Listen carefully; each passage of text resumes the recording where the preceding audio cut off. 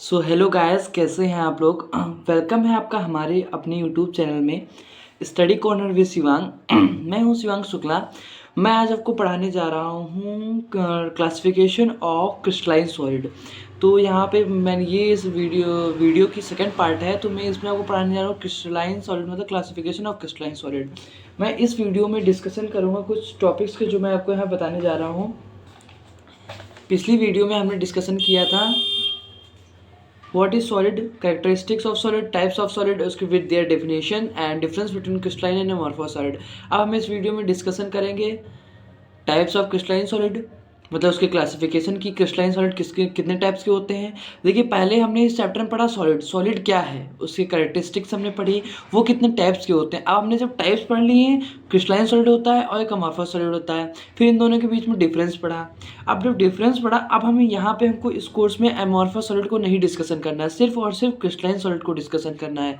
तो इसीलिए यहाँ पे हमने पढ़ा types of crystalline solid.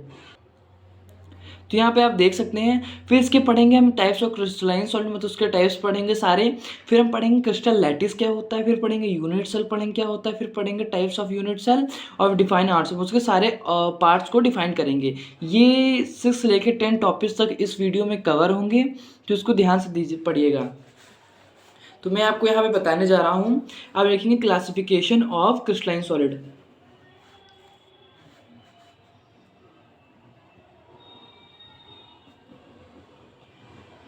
Classification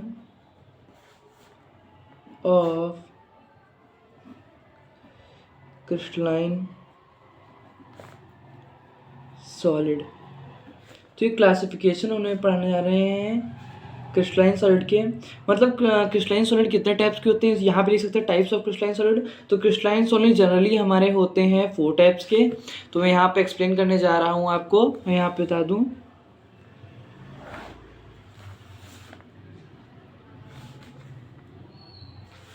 मैं यहाँ पे अगर आपको बताऊँ तो जनरली ये 4 टाइप्स के होते हैं क्रिस्टलाइन सॉलिड। तो यहाँ पे आप देख सकते हैं, वन बाय वन मैं आपको एक्सप्लेन करूँगा। First one is molecular solid,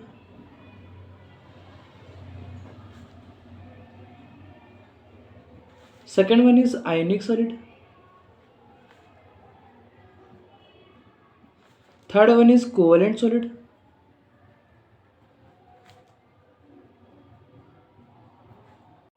third one हमारा कोवेलेंट सॉलिड और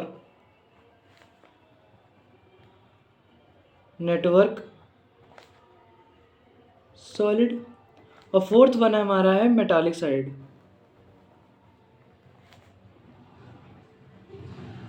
सॉलिड इसमें सिर्फ मॉलिक्यूलर सॉलिड के फर्दर क्लासिफाइड किया गया है 3 पार्ट्स में, 1 2 3।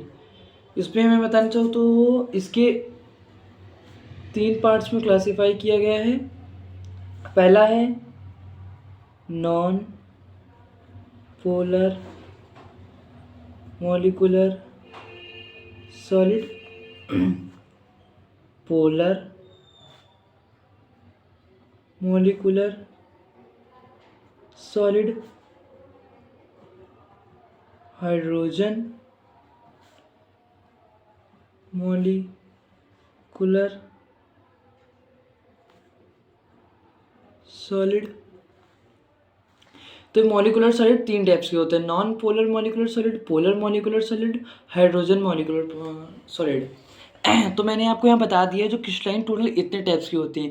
इसे आपको अच्छे से माइंड में इमेज बना लेना है। पहले आपको सबसे पूछे क्रिस्टलाइन सॉलिड कितने टाइप्स के होते हैं, आप बताएंगे मॉलिक्यूलर सॉलिड होता है, आयनिक सॉलिड होता है, कोवेलेंट सॉलिड होता है, मेटालिक सॉलिड होता है। आप इनमें सिर्फ और सिर्फ हम पढ़ेंगे मॉलिक्यूलर के टाइप्स। ये सिर्फ होते हैं मॉलिक्यूलर टाइप्स। मॉलिक्यूलर कितने टाइप्स के होते हैं सॉलिड के, नॉन पोलर, पोलर और हाइड्रोजन।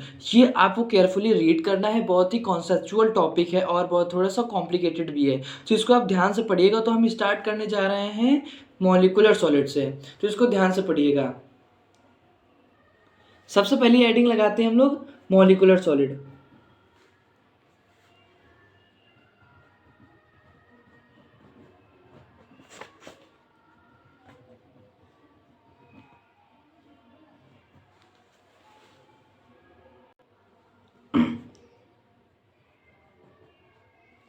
मॉलिक्यूलर सॉलिड वो होते हैं जो मॉलिक्यूल्स के फॉर्म में पाए जाते हैं। जनरली ये मॉलिक्यूल्स क्रिस्टल में बनाए होते हैं। हम लोग का एक होता है क्रिस्टल लैटिस, जो कि मैं आपको एक्सप्लेन करूँगा।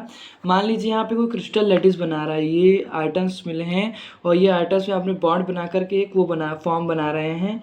ये क्रिस्टल लैटिस, ये क्रिस्टल लैटिस, ये और ये क्रिस्टल लैटिस आपस में जुड़ करके क्रिस्टल लैटिस बना रहे हैं। तो ये जो है, मान लीजिए ये कंप्लीट मॉलिक्यूल्स है, ये पूरा एक कंप्लीट मॉलिक्यूल्स है, तो आपस में लैटिस में फिट हैं। तो ये हर एक मॉलिक्यूल से, मान लीजिए ये S8 मॉलिक्यूल्स है, ये भी पूरा सल्फर का S8 मॉलिक्यूल्स है, तो आपस में ये सब क्रिस्टलाइन सॉलिड्स क्रिस्टलाइन के फॉर्म में अटैच्ड हैं, मतलब क्रिस्टल के फॉर्म में अटैच्ड हैं। तो ये एक पर एक मॉलिक्यूल्स है, इसीलिए जो ये ऐसे मॉलिक्यूल्स जब सॉलिड के फॉर्म में होते हैं तो ये क्रिस्टल्स होते हैं और इन्हें हम इसीलिए क्रिस्टलाइन सॉलिड कहते हैं। जनरली ये टाइप्स ऑफ क्रिस्टल सॉलिड हैं, तो इसीलिए सॉलिड कहलाते हैं। तो यहाँ पे देखिएगा मॉलिक्यूल साइड में अगर हम लैंग्वेज में लिखें तो लिख सकते हैं ऐसे, हमारा सल्फर हो गया, फॉस्फोरस हो गया, सॉलिड मीथेन हो गया। ये जो करते हैं, these contain are discrete molecules of a different molecules are not linked by any bond in a solid state. ये जो होते हैं किसी भी सॉलिड स्टेट की फॉर्म में अटैच्ड नहीं होते हैं। मॉलिक्यूल जो सॉलिड होते हैं जनरली मॉलिक्यूल्स के फॉर्म में होते हैं और सॉलिड स्टेट्स में किसी से भी बॉन्ड नहीं बनाते हैं। तो इसको हम लैंग्वेज में लिखेंगे। अगर हम लैंग्वेज में इसको लिखना चाहें तो हम कैसे लिखेंगे, ऐसे हमारा हो गया सल्फर,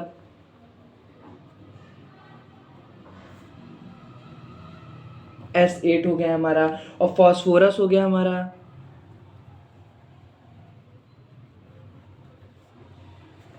और फॉस्फोरस हमारा P4, ये हो गया। ये सब मॉलिक्यूल्स के फॉर्म में होते हैं और हमारे क्रिस्टल के फॉर्म में सॉलिड फॉर्म करते हैं। और हम देख सकते हैं सॉलिड मीथेन लिख सकते हैं,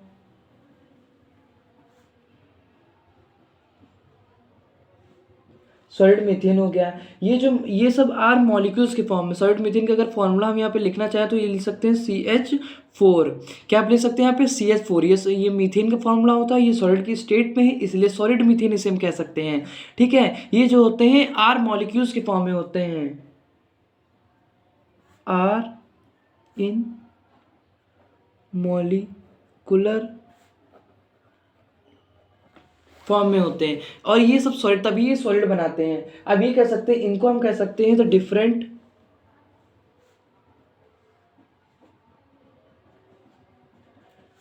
molecules.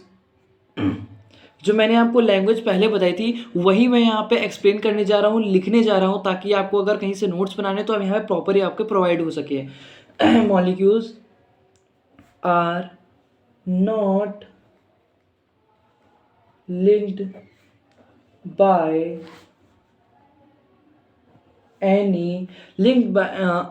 are not linked by any bond in solid state। मैंने आपको यही बताया था कि जो मॉलिक्यूल्स होते हैं कि सॉलिड स्टेट में किसी भी बॉन्ड से लिंक नहीं होते हैं। तो अब मैं इनको बताने जा रहा हूँ। तो मैंने आपको यहाँ पे एक्सप्लेन कर ही दिया था कि ये जो कंपाउंड्स की फॉर्म में होते हैं, ये कंपाउंड्स की फॉर्म में होते हैं, यही मॉलिक्यूल सॉलिड बनाते हैं। जैसे सॉलिड मीथेन हो गया हमारा, ये सब बनाते हैं। ये से कुछ एग्जांपल्स हैं। ये मॉलिक्यूलर फॉर्म में होते हैं, सॉलिड स्टेट में ये बॉन्ड नहीं बनाते हैं, ये सिर्फ मॉलिक्यूल्स के फॉर्म में ही सॉलिड में रहते हैं, इसलिए सॉलिड फॉर्म क्रिस्टल फॉर्म करते हैं। अब हम पढ़ने जा रहे हैं इसका क्लासिफिकेशन, मतलब ये कितने पार्ट्स में होता है। जनरली इसको हम कह सकते हैं non polar molecular solid, non polar molecular solid, ये इसका फर्स्ट टाइप है। इसको हम पढ़ेंगे। जनरली आपने क्लास 11th में पढ़ा होगा, कि जिसकी सेम इलेक्ट्रोनेगेटिविटी होती है वो नॉन पोलर बनाते हैं। जस्ट लाइक क्लोरीन, ये आपस में क्या है, ये नॉन पोलर, इनकी सेम इलेक्ट्रोनेगेटिविटी, जैसे पार्शियल नेगेटिव, ये आपस में ऐसे, जैसे हाइड्रोजन पोलर, फ्लोरीन हो गया, फ्लोरीन हो गया, और फ्लोरीन ऐसे कुछ इसके एग्जांपल। जैसे हमने यहाँ पे और हम ले सकते हैं, जैसे P4, ये भी इसका एग्जांपल है। सो ये सब नॉन पोलर आपने क्लास 11 के चैप्टर 4 में पढ़ा हो केमिकल बॉन्डिंग में। एक होता है पोलर, एक होता है नॉन पोलर। ये एक अलग टॉपिक ही है, ये अलग टॉपिक ही है पूरा एक अलग। जो पोलर कंपाउंड्स होते हैं, देखो दो तरीके से कंपाउंड्स होते हैं, एक होता है पोलर और एक होता है नॉन पोलर। ठीक है, इन कंपाउंड्स के थ्रू जब ये सॉलिड फॉर्म में आते हैं और क्रिस्टल फॉर्म करते हैं तब ये अपना फॉर्म बना लेते हैं, तो इन्हें हम कहते हैं पोलर मॉलिकुलर सॉलिड। और जब इस फॉर्म में होते हैं तब इसे कहते हैं नॉन पोलर मॉलिकुलर सॉलिड, इसे हम कहते हैं। तो बस इन्हीं की सिंपल से टाइप से, आप कुछ इसमें डिफिकल्ट है ही नहीं। अगर आपने क्लास 11 चैप्टर 4 केमिकल बॉन्डिंग पढ़ा होगा तो ये आपके लिए टॉपिक बहुत ही ज़्यादा हलवा है। फिलहाल अगर आपने नहीं पढ़ा तो कोई टेंशन करने की कोई बात नहीं, मैं यहाँ पे एक्सप्लेन करने जा रहा हूँ। पोलर कंपाउंड देखिए, मैं यहाँ पे समझा दूँ कि जो पोलर कंपाउंड वो कंपाउंड होते हैं जो डिफरेंट इलेक्ट्रोनेगेटिविटी हो। जैसे होता है, हमने HCl ले लिया तो HCl हो, HCl सॉरी एक मिनट यहाँ समझाओ, HCl आपस में बॉन्ड बनाया, तो ये जो हाइड्रोजन है आप जानते हैं पार्शियल पॉजिटिव होता है, ये पार्शियल नेगेटिव होता है, तो इनका डाइपोल मूवमेंट इधर की तरफ होगा। तो इसलिए इनका जो डाइपोल मूवमेंट होता है वो जीरो के इक्वल नहीं होता है, इसीलिए पोलर है। ठीक है, और ये जो नॉन पोलर होते हैं, देखिए यहाँ पे दिखा दूँ आपको, ये जो नॉन पोलर होते हैं इनका जो क्लोरीन क्लोरीन सेम इलेक्ट्रोनेगेटिविटी, इसीलिए इनका जो डाइपोल मूवमेंट होता है वो जीरो को इक्वल होता है। जस्ट इसीलिए ये जो होते हैं हमारे नॉन पोलर होते हैं। ओके, इसीलिए नॉन पोलर होते हैं। अब ये ऐसे जो मॉलिक्यूल्स होते हैं वो नॉन पोलर मॉलिक्यूल से सॉलिड स्टेट में होते हैं तब नॉन पोलर मॉलिकुलर सॉलिड कहलाते हैं, और जब ये सॉलिड स्टेट में होते हैं इसलिए पोलर मॉलिकुलर सॉलिड कहलाते हैं। बस इतना सही है। और एक इसका ये फर्स्ट टाइप हो गया, इसका टू टाइप हो गया, चाहे इसको फर्स्ट लीजिए चाहे इसको टू कर लीजिए। थर्ड लीजिए hydrogen molecular solid solid. Okay, तब जो हाइड्रोजन बॉन्ड, जैसे हाइड्रोजन बॉन्ड हमने बना लिया, पार्सली बना लिया फ्लोरीन से। ठीक है, फिर यहाँ पे हमारा आ गया, अगर यहीं पे कहीं से आया है तो फिर ये हाइड्रोजन, फिर एक कंटिन्यू चेन बनाते जा रहा है, कंटिन्यू यहाँ हाइड्रोजन, फिर कंटिन्यू ये चेन बनाते जा रहा है। तो ये आप में क्या है, ये हाइड्रोजन बॉन्ड से बना हुआ कंपाउंड है, इसीलिए हाइड्रोजन मॉलिकुलर सॉलिड कहलाता है। बस यही एकदम छोटी छोटी सिंपल चीज़ें आपको बहुत ही ज़्यादा कॉन्सेप्चुअल हैं, इनको बस एक बार अगर आप समझ लेंगे तो रटने की कोई भी ज़रूरत नहीं है। फिलहाल मैंने ये हिंट दे देकर समझाया है, इसको लैंग्वेज में आपको अभी लिखाऊंगा नोट्स में। आप ये देखिए नॉन पोलर मॉलिकुलर सॉलिड, इसको मैंने आपको एक्सप्लेन कर ही दिया है, बस मैं इसको लैंग्वेज में लिखाने जा रहा हूँ कि अब देखिए आप लिख सकते हैं the constituent particle are either atoms just like hydrogen chloride, or the atom or molecules are held together by a weak dispersion forces or London forces।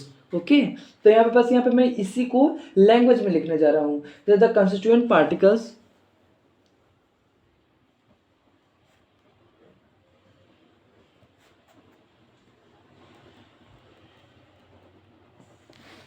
are either atoms just like, for example जैसे like हमने ले लिया hydrogen का ले लिया और Cl2 का ले लिया और मीथेन ले लिया और P4 ले लिया एट्सेट्रा एट्सेट्रा।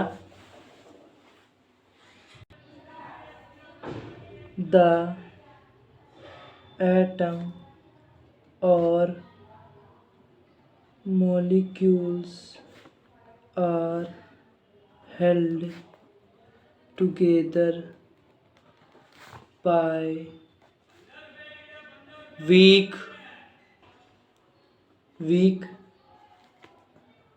London forces। ये जो होते हैं इन दोनों के, इनके बीच में जो बॉन्ड होता है बहुत ही ज़्यादा वीक लंदन फोर्सेस होता है, मतलब ये बहुत ही ज़्यादा वीक होता है, बहुत ही ज़्यादा वीक फोर्सेस होते हैं, उसको हम लंदन फोर्सेस कहते हैं। ठीक है, तो ये जो देखिए जो बहुत ही ज़्यादा इंपॉर्टेंट टॉपिक है या कोई एग्जाम्पल मैं उसको हाईलाइट करते जा रहा हूँ ताकि इसको आप ध्यान से पढ़ें। अब यहाँ पे हम करने जा रहे हैं इसका जो सेकंड पार्ट है polar molecular solid.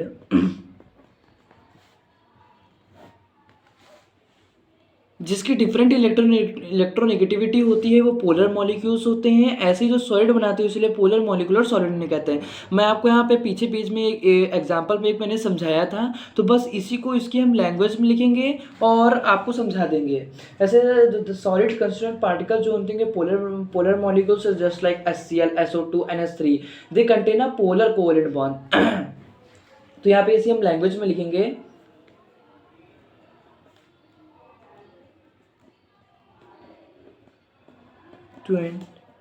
particle the constituent particle are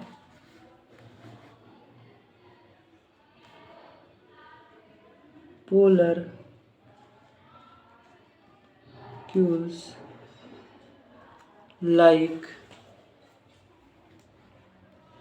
ऐसे यही मैंने सबसे पहला एग्जांपल दिया था। और SO2 और हम यहाँ पे लिख सकते हैं SO2 लिख सकते हैं और हम यहाँ पे लिख सकते हैं NH3, H2O भी लिख सकते हैं H2O। तो ये होते हैं पोलर मॉलिक्यूल्स होते हैं और they contain a polar covalent bond. They contain a polar covalent bond.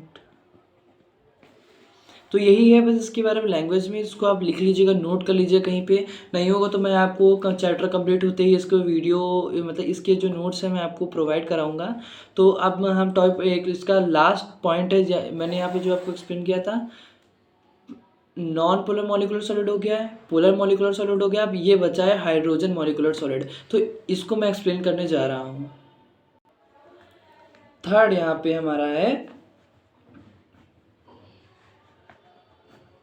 Hydrogen molecular solid. Hydrogen molecules मैंने आपको समझा दिया था, जो कंपाउंड्स आपस में हाइड्रोजन बॉन्डिंग बनाते हैं, जो कंपाउंड्स आपस में हाइड्रोजन बॉन्डिंग बनाते हैं, जैसे मैंने आपको ये समझाया था, ये हाइड्रोजन बॉन्डिंग बनाते हैं और सॉलिड के फॉर्म में होते हैं, उन्हें हाइड्रोजन मॉलिकुलर सॉलिड होते हैं। आप मॉलिकुलर क्यों कह रहे हैं? क्योंकि मॉलिक्यूल्स के फॉर्म में हैं और सॉलिड भी हैं इसीलिए, और हाइड्रोजन बॉन्ड के साथ है इसीलिए हाइड्रोजन मॉलिकुलर सॉलिड, इसीलिए है हाइड्रोजन मॉलिकुलर सॉलिड। तो ध्यान से आपको मैं मतलब बहुत ज़्यादा डीपली समझाने की कोशिश कर रहा हूँ, तो आपको इसको डीपली समझने की भी कोशिश करिएगा। तो ध्यान से दीजिएगा, मैं यहाँ पे आपको बताने जा रहा हूँ कि दो solids the constituent particle covalently bonded by molecules with the container hydrogen bond. मैं यहाँ पे लिखने जा रहा हूँ कि the constituent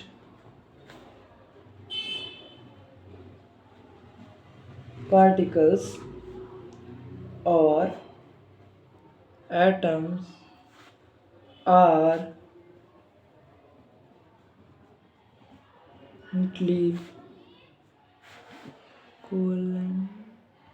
covalently bonded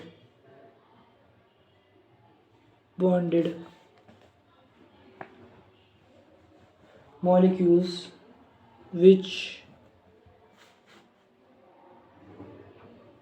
contain hydrogen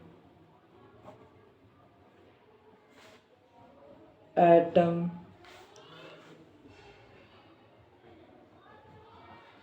linked by fluorine, oxygen, nitrogen by hydrogen bonding। ये सब किससे लिंक होते हैं? Bye hydrogen bonding, bye hydrogen bonding. Okay, तो इसके एग्जाम्पल हैं जस्ट लाइक H2O हो सकता है, HF हो सकता है, NH3 हो सकता है।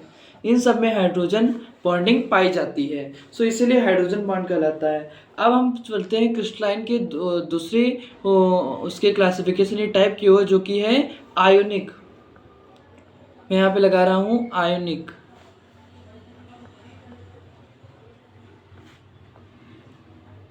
सॉलिड। देखिए आपको इसको नाम से ही पता चल रहा होगा, मुझे कुछ ज़्यादा एक्सप्लेन करने की ज़रूरत नहीं है कि ये आयनिक है। जो भी कंपाउंड्स आयन के फॉर्म में पाए जाते हैं और आयनिक बॉन्ड बनाते हैं, जो भी मॉलिक्यूल्स होते हैं और सॉलिड के फॉर्म में होंगे, उन्हें हम आयोनिक सॉलिड कहेंगे। उन्हें हम क्या कहेंगे? Ionic solid. तो इसको आप जानते ही, हमें कुछ ज़्यादा एक्सप्लेन करने की जरूरत है नहीं।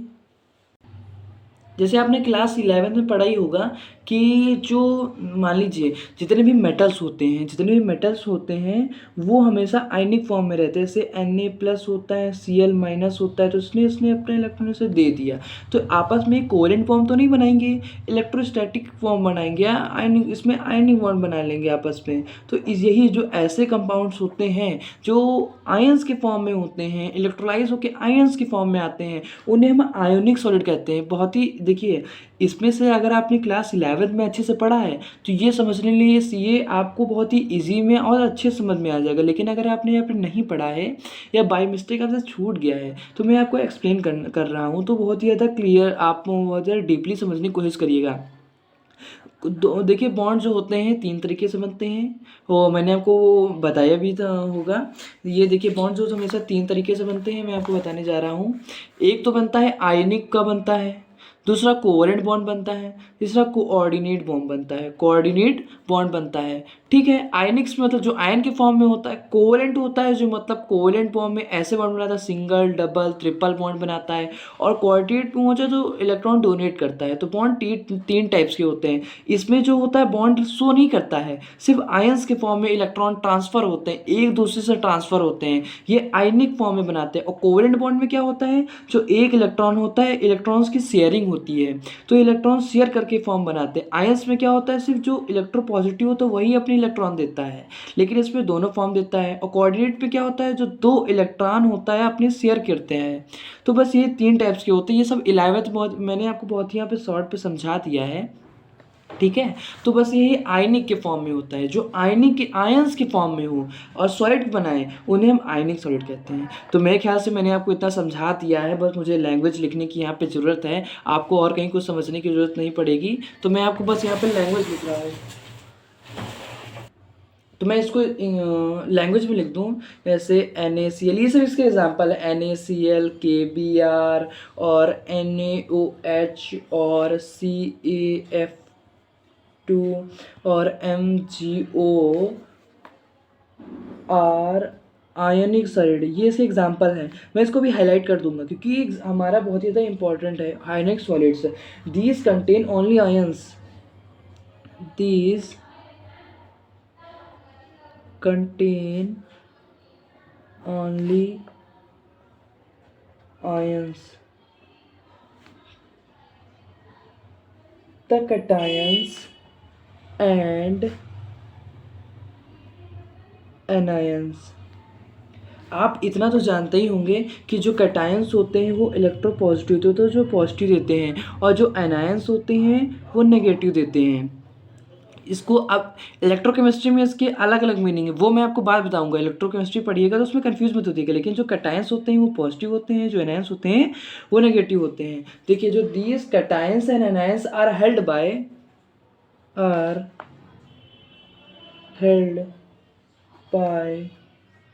strong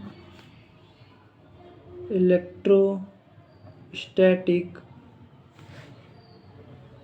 force of attraction.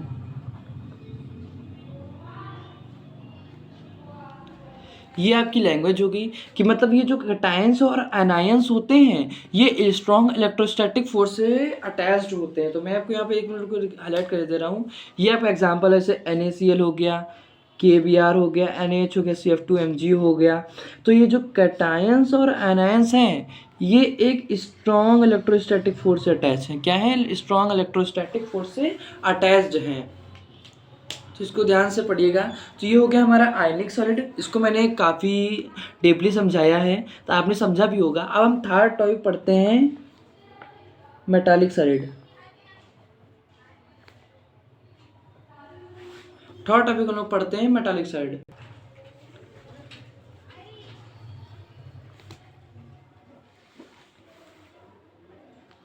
Metallic solid वो सॉलिड होते हैं जो मेटल्स होते हैं, जनरली मेटल से ही। अब देखिए यहाँ पे आपको नाम से पता चल रहा होगा कि मेटालिक सॉलिड मतलब मेटल का इसमें कुछ खेल है। मेटल का खेल मतलब क्या है, अब जो ये मेटल होता है, मान लीजिए कोई मेटल है, इसने रिएक्शन करा और नंबर्स ऑफ इलेक्ट्रॉन लूज किए। अगर जब ये इलेक्ट्रॉन लूज करेगा तो ये क्या फॉर्म करेगा, तो ये मेटल जनरली जो होते हैं वो सब इलेक्ट्रोपॉजिटिव होते हैं, वो सब क्या होते हैं, इलेक्ट्रोपॉजिटिव होते हैं। तो ये जो अब ये numbers of n plus form करेगा, मतलब इसने इलेक्ट्रॉन लूज किया अपना, ये देखिए इलेक्ट्रॉन इसने अपना लूज किया और ये इलेक्ट्रोपॉजिटिव इसने बनाया, इलेक्ट्रोपॉजिटिव इसने अपना बनाया। अब देखिए इसने अपना इलेक्ट्रॉन लूज करके इलेक्ट्रोपॉजिटिव हो गया। अब यही जाके इलेक्ट्रोपॉजिटिव किसी के साथ बॉन्ड बनाएगा, वही मेटल का, यानी मेटालिक बॉन्ड बनाएगा। मेटालिक बॉन्ड बनाकर जो कंपाउंड बने वो सॉलिड फॉर्म में होंगे, उन्हें हम मेटालिक सॉलिड्स कहते हैं। बस इतना सा ही। अब इनके एग्जाम्पल देख के हम इनको लैंग्वेज में लिखने की कोशिश करेंगे।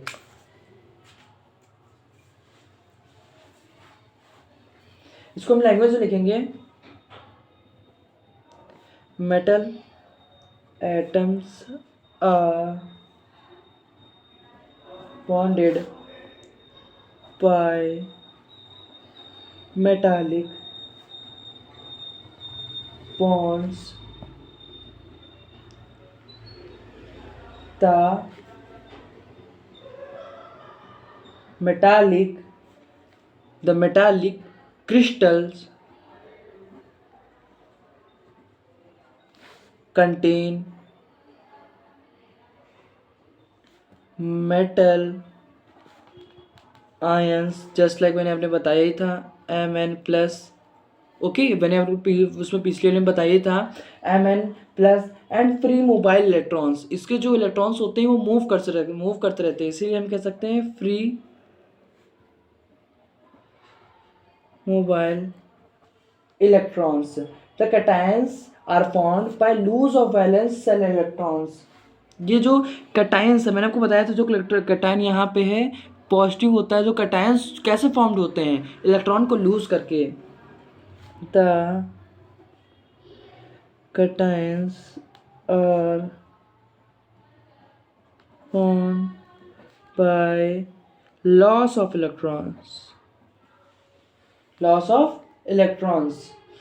तो अब इसको कह सकते हैं, या लॉस ऑफ इलेक्ट्रॉन्स कह सकते हैं, लॉस ऑफ वैलेंस इलेक्ट्रॉन्स भी कह सकते हैं, जो वैलेंस के इलेक्ट्रॉन्स हो। तो don't be confuse there. Okay बेटा, तो यहाँ पे मैं आपको बताने जा रहा हूँ, एक रिएक्शन वही लिखने जा रहा हूँ। एम के लूज करके हम बनाते हैं M number of positive electron पर नंबर ऑफ इलेक्ट्रॉन लूज करके।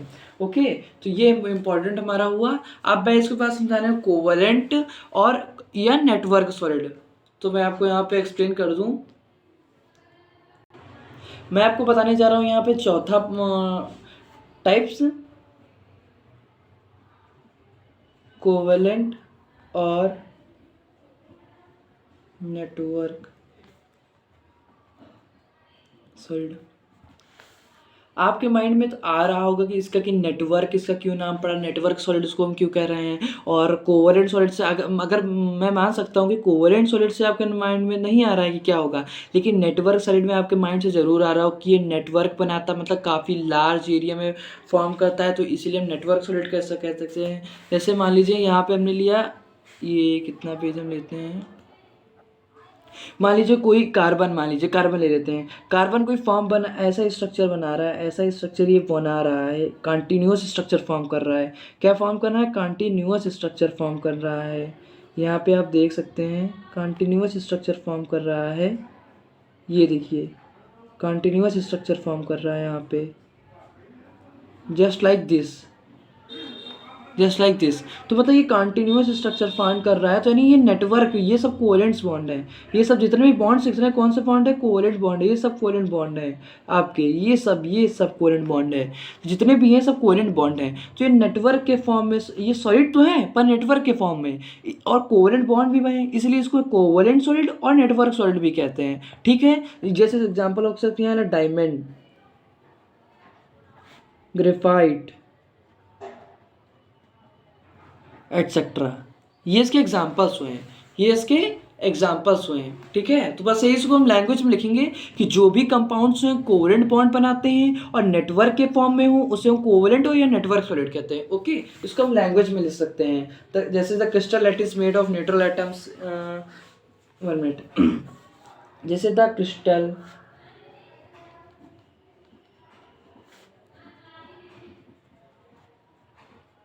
Lattice is made up of neutral atoms which are linked together by covalent bonds. They form a big structure. तो मतलब the crystal lattice is made up of neutral atoms which are linked together by covalent bonds. मैंने आपको पहले बताया था उसी भी paper में। They form a big structure, इसीलिए तो नेटवर्क सॉलिड कहलाते हैं। तो मतलब जो कोवेलेंट होते हैं नेटवर्क, इसीलिए कोवेलेंट बॉन्ड में फॉर्म होते हैं और क्रिस्टल लैटिस में होते हैं, इसीलिए हम क्या कहते हैं, फॉर्म अ बिग स्ट्रक्चर। जो सॉलिड बिग स्ट्रक्चर फॉर्म करे और कोवेलेंट बॉन्ड से बॉन्डेड हो उन्हें हम क्या कहते हैं, कोवेलेंट और न्यूट्रल सॉलिड। नेटवर्क सॉलिड, ध्यान से सुनिएगा, मैं फिर से एक्सप्लेन करने जा रहा हूँ। जो भी मान लीजिए यहाँ पे क्रिस्टल्स बना रहे हैं तो ये आपस में एटम्स यहाँ पे कॉर्नर पे हैं, तो ये सब कोवेलेंट बॉन्ड है, सब क्या है, कोवेलेंट बॉन्ड। और यही नेटवर्क कंटिन्यूसली रिपीट होते जाए, कंटिन्यूसली रिपीट होते जाए, हर एक फॉर्म में यहाँ पे रिपीट होते जाए, तो ये इसका एक नेटवर्क बन जाएगा। और ये सॉलिड के फॉर्म में, इसीलिए कोवेलेंट और नेटवर्क सॉलिड इसे हम कहते हैं। तो क्रिस्टलाइन सॉलिड के टाइप्स अब ये खत्म हो गए हैं। तब हम यहाँ पे डिस्कशन करने जा रहे हैं, हमारा जो नेक्स्ट टॉपिक है वो है क्रिस्टल लैटिस। क्रिस्टल लैटिस होता क्या है, अब आपको मैं बताऊंगा यहाँ पे क्रिस्टल लैटिस क्या होता है। तो यहाँ पे हम हेडिंग लगाते हैं सबसे पहले, क्रिस्टल लैटिस।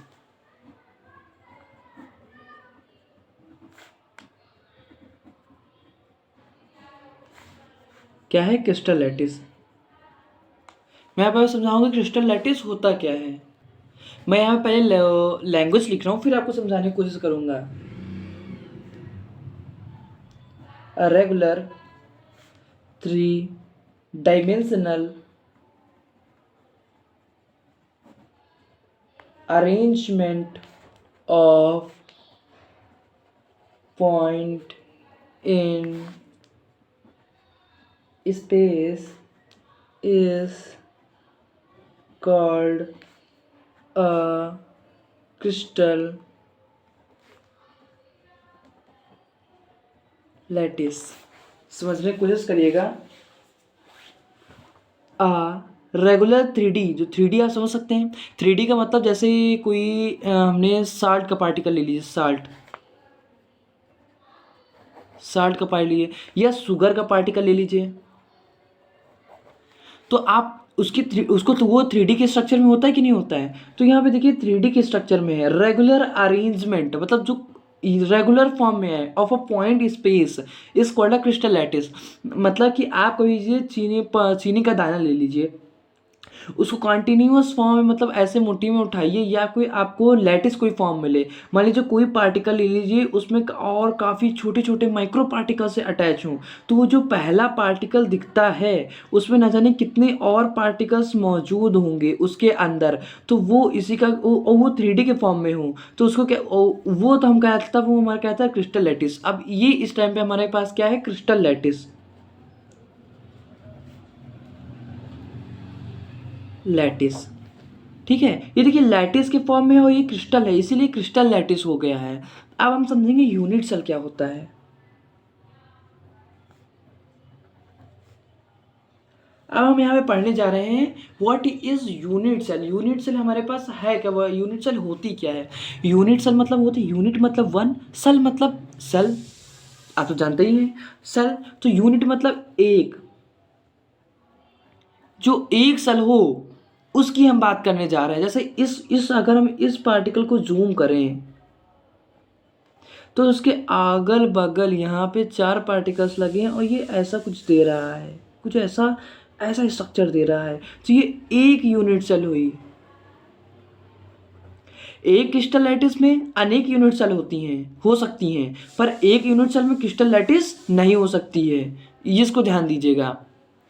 यूनिट सेल क्या है, तो मैं यहाँ पे अगर इसको पॉइंट में यहाँ पे अगर मैं दिखा दूँ कि यहाँ पे ऐसे what is unit cell, unit cell क्या है, तो unit cell is a smallest portion of a crystal lattice. जो यूनिट सेल है इस क्रिस्टल लैटिस का एक स्मॉलेस्ट सा छोटा सा पार्ट है, और lattice which can be repeated in a different direction generate the entire lattice. ये किसी भी डायरेक्शन में रिपीट होकर के एक इंटायर क्रिस्टल लैटिस को बनाता है, इन्हीं की वजह से क्रिस्टल लैटिस है, ये ध्यान रखिएगा। तो मैं आपको वही इसी चीज़ को हम लैंग्वेज में लिखने दे रहे हैं। Unit cell is the smallest portion of a crystal lattice which, when repeated in different direction generate the entire lattice।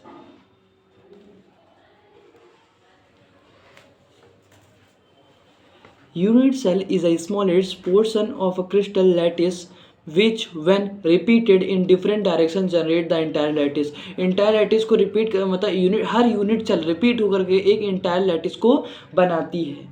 अब यूनिट सेल कितने टाइप्स की होती हैं कि ये कैसे क्रिस्टल लैटिस कैसे बनाती हैं, अगर बनाती हैं तो कैसे बनाती हैं, और ये कितने तरीक़ों से बनाती हैं। तो जनरली हम ये बता सकते हैं ये दो तरीक़ों से बना सकती हैं। अगर यहाँ पे अगर हम बुक की लैंग्वेज में अगर लिखना चाहें तो इसे लिखेंगे टाइप्स ऑफ यूनिट सेल।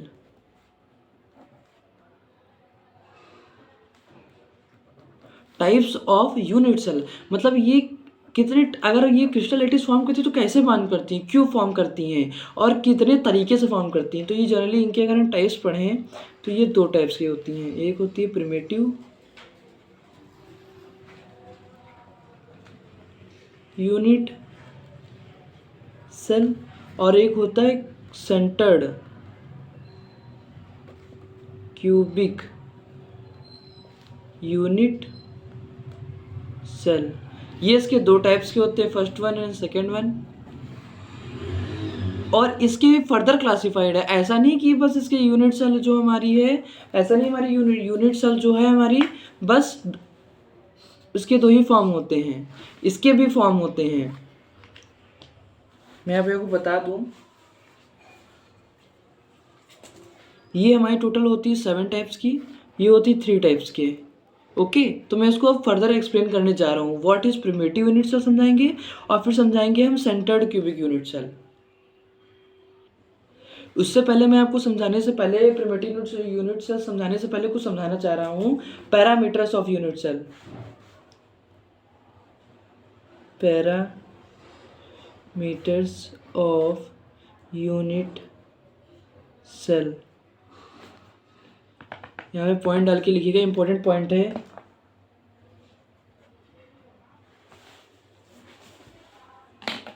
देखिएगा इसके जो यूनिट सेल जो हमारा यूनिट सेल मतलब एक सेल, 3D अरेंजमेंट इसका आप बनाइए।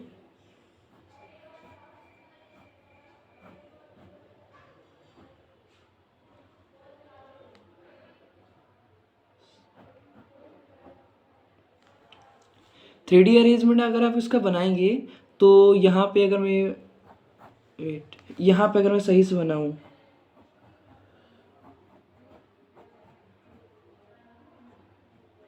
ये आपको 3D नज़र आ रहा होगा।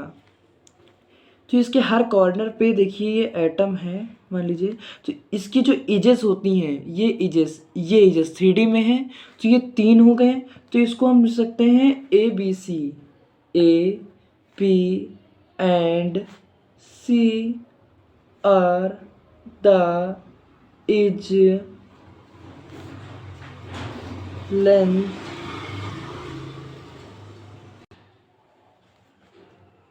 length of unit cell. A B C are the is length of a unit cell. ये जो ए बी सी है हमारी है इज लेंथ ऑफ, इसको ए लीजिए, इसको बी, इसको सी। अब इसमें ये जो अब इनके बीच में एंगल हुए कुछ, इनके बीच में कुछ एंगल होंगे, ध्यान से देखिएगा, इनके बीच में कुछ एंगल होंगे। ये देखिए यहाँ पे आप कुछ बीच में एंगल है, तो मैं थोड़ा सा और जूम करके आपको दिखा दूँ। इनके बीच में कुछ एंगल बनेगा, ये इनके वजह से कुछ एंगल बनेगा। इस एंगल को हम कहेंगे अल्फ़ा, इसको कहेंगे बीटा, इसको कहेंगे गामा। इसको क्या कहेंगे? गामा। ये हमारा अल्फ़ा है, ये अल्फ़ा, ध्यान से देखिए, ये हमारा अल्फ़ा है। तो ये हमारा ये हो गया ए और बी सी, ये हो गया अल्फ़ा, ये हो गया बीटा, ये हो गया गामा। ठीक है, तो ध्यान से पढ़िए, तो इसके बीच में ये पैरामीटर्स हैं। तो मैं आपको दिखा दूं, ये इसका कुछ पैरामीटर्स हैं। तो अब ये सेकंड पॉइंट लिखेंगे,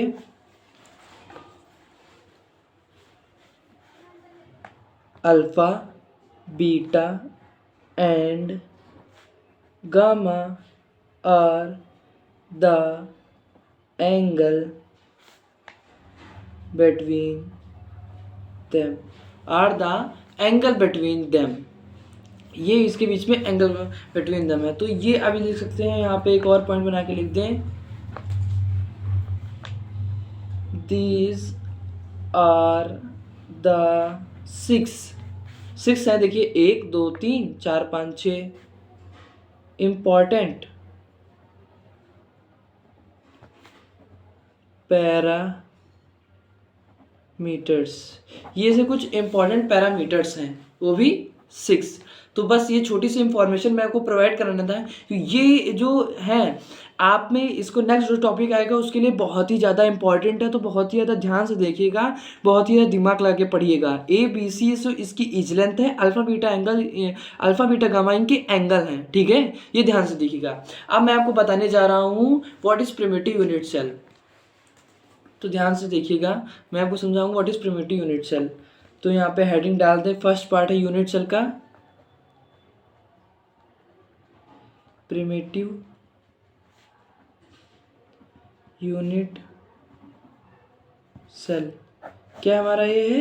प्रिमिटिव यूनिट सेल। तो इसको अगर हम डेफिनेशन लिखाएंगे, अ यूनिट सेल, एक unit cell in which particles are present only at the corners are called primitive unit cells। Primitive unit cell वो प्रिमिटिव सेल होती है, जैसे ये हमारे कोई, ये मान लीजिए एटम्स हैं, ये एटम है, ये एटम्स है, ये एटम्स है, ये एटम्स है, ये कोई हमारी यूनिट सेल है, ये हमारी कोई यूनिट सेल है। तो इसके सिर्फ एज पे मान लीजिए ये बना रहा है,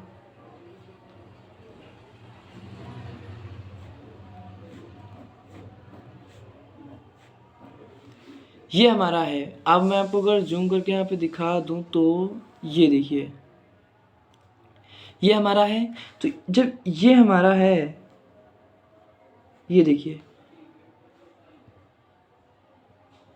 मान लीजिए इसके ना कोई बीच में कोई ना एटम है, ना यहाँ पे कोई साइड में कोई एटम है, ना कोई हर फेस पे कोई एटम है, ऐसा कुछ भी नहीं है। मतलब सिर्फ और सिर्फ कॉर्नर पे, हमेशा कॉर्नर पे एटम रहेगा, हमेशा कॉर्नर पे एटम रहेगा, हमेशा कॉर्नर पे एटम रहेगा, यहाँ भी, यहाँ भी, यहाँ भी। ऐसा कोई कंपाउंड अगर आप कहीं भी पा जाते हैं, कहीं भी पा जाते हैं, तो उसको आप कहेंगे अरे ये तो प्रिमिटिव यूनिट सेल है। मतलब ये क्या है? ये एक प्रिमिटिव यूनिट सेल है। ध्यान से दीजिएगा। तो ऐसे कॉर्नर पे जहाँ भी कहीं भी कॉर्नर्स पे एटम होंगे, किसी भी यूनिट सेल के कॉर्नर्स पे एटम होंगे, तो वो क्या कहलाएगा, प्रिमिटिव यूनिट सेल। और कॉर्नर को छोड़ करके जहाँ कहीं भी एटम होगा, यहाँ पे होगा, यहाँ पे या सेंटर पे होगा, वो उसका यूनिट सेल का दूसरा पार्ट है, उसे हम क्या कहेंगे, सेंटर्ड क्यूबिक यूनिट सेल। इसीलिए पहले पार्ट में इसे रखा गया है। तो इसी को बस हम लैंग्वेज में लिखेंगे, unit cells in which particles are present only at the corners are called primitive unit cells are called primitive unit cells. ये 7 टाइप्स की होती हैं, और ये 7 टाइप्स की होती है, और इनकी कुछ पॉसिबल वेरिएशंस होती हैं। मैं वो आपको एनसीईआरटी की बुक से एक्सप्लेन करने जा रहा हूँ। यहाँ पे पॉसिबल नहीं होगा इतना लंबा लेंथी चार्ट बनाए फिर मैं आपको एक्सप्लेन करूँ, इसलिए मैं आपको एनसीईआरटी बुक से एक्सप्लेन करने जा रहा हूँ।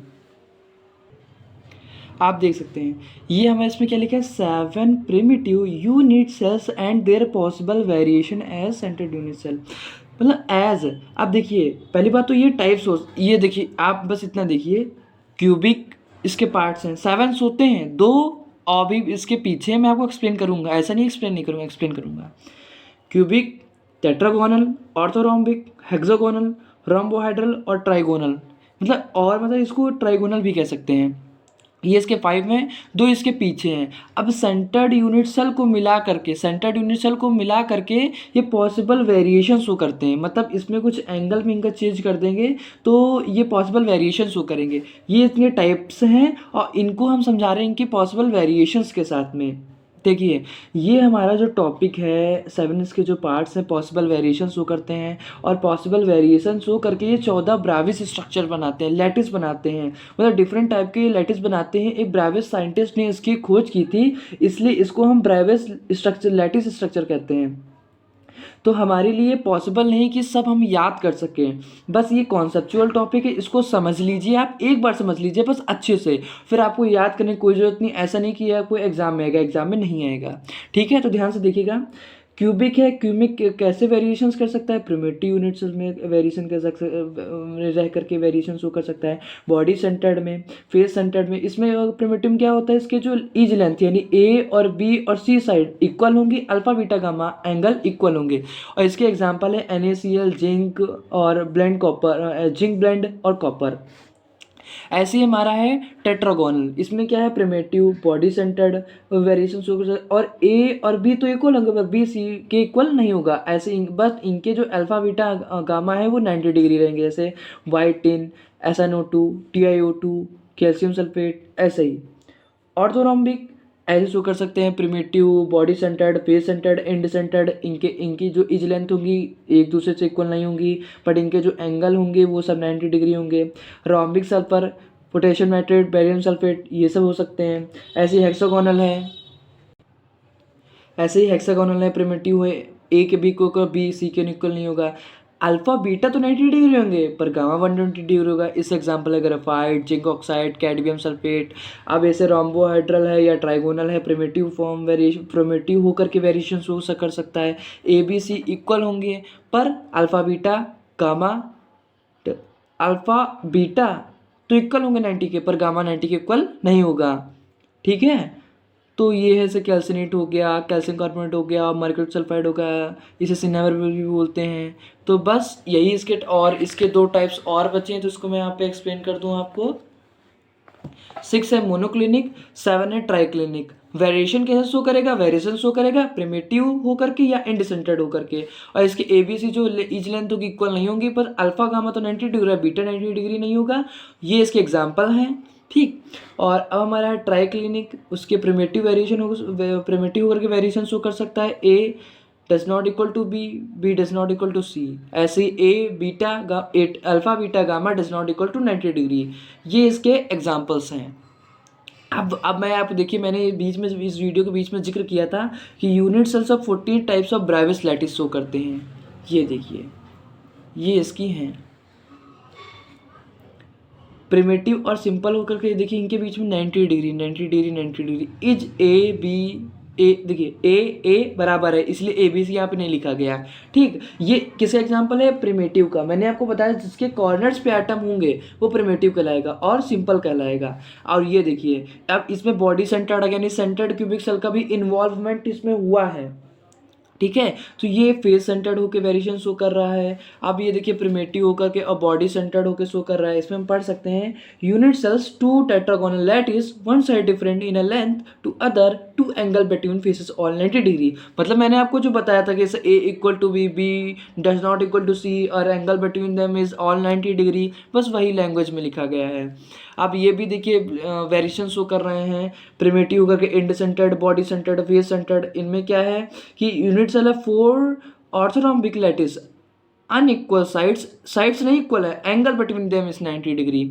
अब इसमें क्या है unit cell of 2 monoclinic lattice unequal side, 2 faces have an angle between.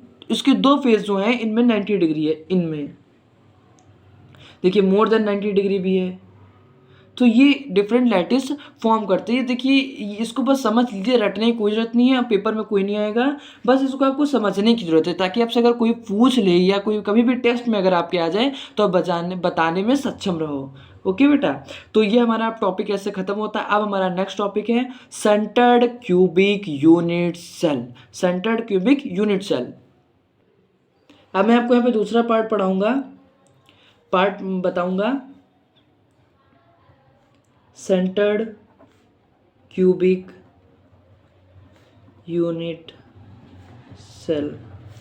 देखिए सबसे पहले आपको कोई भी अगर कोई हेडिंग आती है या कोई उसका टाइप आता है तो उसके आप नेम पे जाया करिए। देखिए centred cubic unit cell, unit cell के तो पार्ट्स पढ़ी नहीं, इसलिए तो यूनिट सेल तो आएगा ही आएगा। सेंटर्ड क्यूबिक यूनिट सेल मतलब कि यहाँ पे अगर हमने कोई स्ट्रक्चर उठा लिया है, ऐसा कुछ ऐसा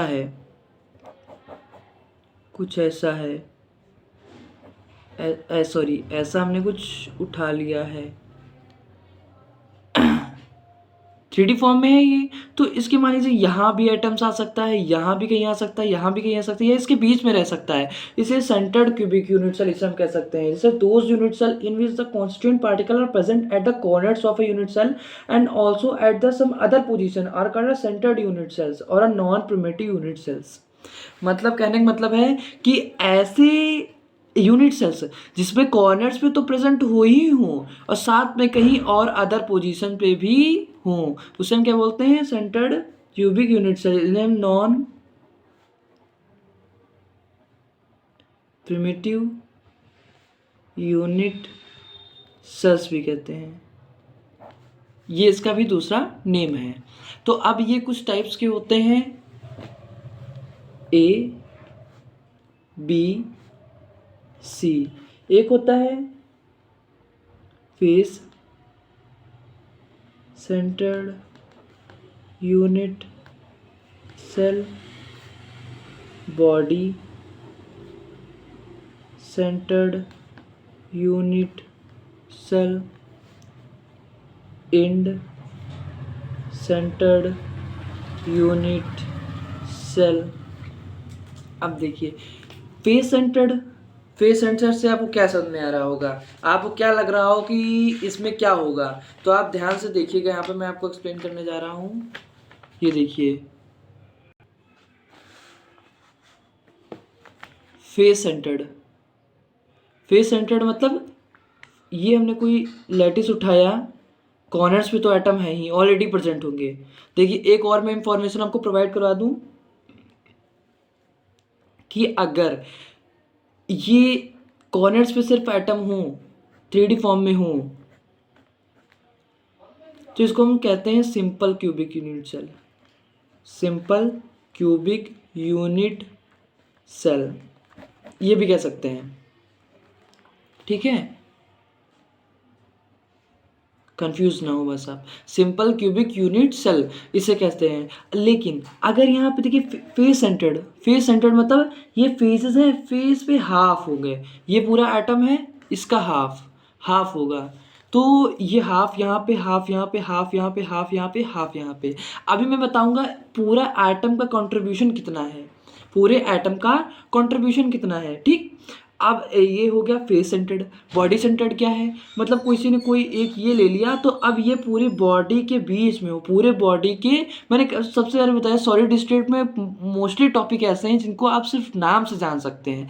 तो ये कॉर्नर्स पे तो हुए ही ऑलरेडी, एक बॉडी के बीच में भी हो। बॉडी सेंटर्ड हो गया। इंड सेंटर्ड मतलब कोई हमने ये उठाया, ये मान लीजिए हमने उठाया, यहाँ पे देखिए, तो ये एक इसका ये एक इंड है। अरे मान लीजिए मैंने ये एक उठाया और एक यहाँ से एक उठाया, ये तो एक इसका इंड ये है, किसका इंड ये है, ऐसे इंड पे हूँ हाफ हाफ, और ये इसका ऐसे स्ट्रक्चर फॉर्म करे, ठीक। तो ये इंड सेंटर्ड हो गया। तो ऐसे इंड में हो तो इसीलिए हम क्या कह सकते हो, इंड सेंटर्ड यूनिट सेल। तो ऐसे बस आपको मतलब आप नेम समझ सकते हैं, इसमें कोई डिफिकल्ट कॉम्प्लिकेटेड कुछ है ही नहीं। अब मैं आपको बताऊंगा इनका कॉन्ट्रीब्यूशन। देखिए हर जो मैं आपको यहाँ पे कुछ पॉइंट लिखाने जा रहा हूँ वो आप नोट कर लीजिए, फिर मैं आपको अच्छे से एक्सप्लेन करूँगा।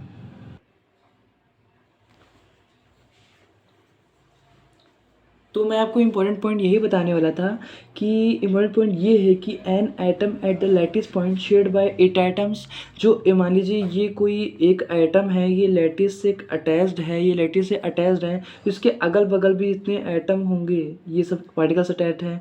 तो ऐसे ही ये जो एटम होगा ये 1/8 मतलब इसका जो ये 1/8 कॉन्ट्रीब्यूशन होगा इसका, इससे कितना होगा 1/8 कॉन्ट्रीब्यूशन होगा। ऐसे N atom at the is centred मतलब ये जो अब यहाँ पे जो इज सेंटर्ड, मान लीजिए यहाँ पे कोई एक ऐसे ये यूनिट सेल है, ये जो इज पे एक एटम है, इस लैटिस इस यूनिट सेल 1/4 इसका कंट्रीब्यूशन होगा।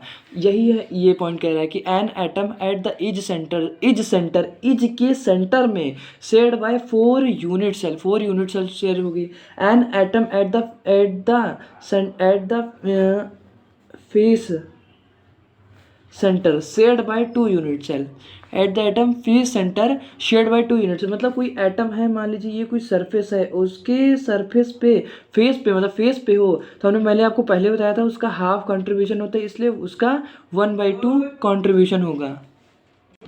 सो हियर यहाँ पे इसका 1/2 कंट्रीब्यूशन होगा। यहाँ पे जो ये है हाफ, फेस पे हाफ देगा कंट्रीब्यूशन। बस देखिए ये तो कॉमन से पॉइंट है, इसको बताने की कोई ज़रूरत ही नहीं है, आप ऑटोमेटिक समझ सकते हैं कि यहाँ पे ये 3D के फॉर्म में है। अगर 4 आगे हैं तो 4 इसके पीछे हैं, तो 4 मतलब ये तो कॉमन सी बात है, 3D के फॉर्म में 4। ये आप समझ रहे होंगे कि ये तो ये 1 2 3 4 ही कॉन्ट्रीब्यूशन है। अब कैसा हुआ अगर यहाँ पे 8 पूरे यूनिट सेल में अगर लैटिस का दिखाया जाए तो ये सो यहाँ पे मुझे स्ट्रक्चर बनाना थोड़ा सा इम्पॉसिबल है, क्योंकि 3D के फॉर्म में होगा।